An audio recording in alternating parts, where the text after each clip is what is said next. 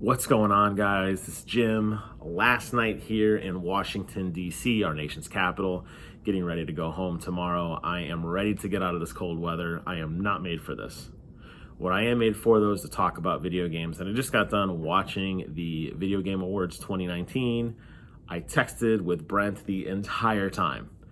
A lot of thoughts on that from both perspectives. He's a little tougher critic than I am. I'll talk about our thoughts at the end.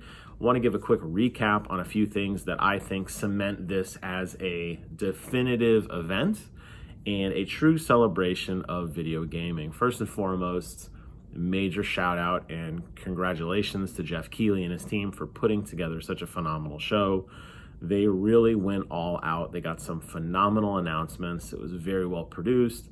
They had a live band. They had a lot of nice montages and vignettes and, really a celebration of gaming. And I think that's what an award show needs to be first and foremost. The fact that they do include some world premieres and some exclusive trailers are great as well.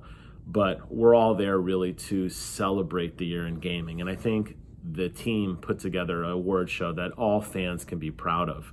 The Game Awards have really matured over the last few years. I think this was the best one yet. And I think they started off with a home run of an announcement, which many people will be talking about until later next year. Obviously, that is the new Xbox console, which Microsoft could have announced at FanFest, which I did get to go to, part of the E3 celebration. They did not.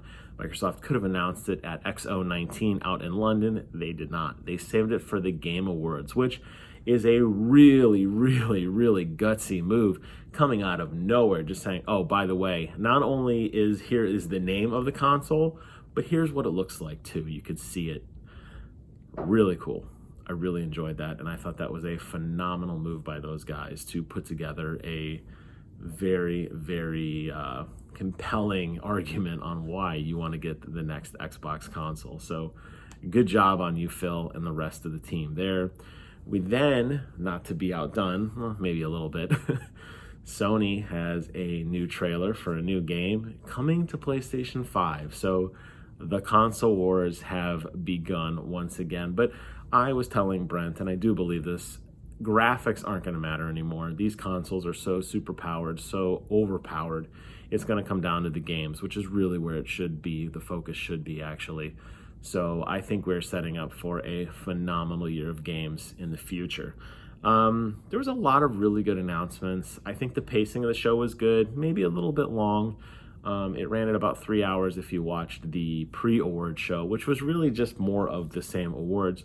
There was a couple little trailers and little sneak peeks and stuff in there as well. So I think the show, if it tightened up to maybe 2.5 hours entirely, so like a half-hour pre-show and then a 2-hour show, I think that would be a little better received, because I was definitely starting to gas out towards the end.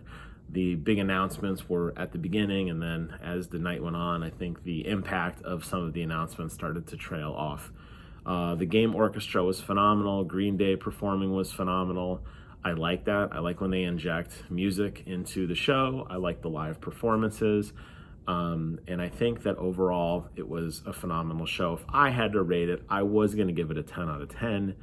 Clearly, this is the best game award show we have seen really since this whole new format started, in my opinion. I'm dropping a point to give it a 9 out of 10 ultimately because of the length.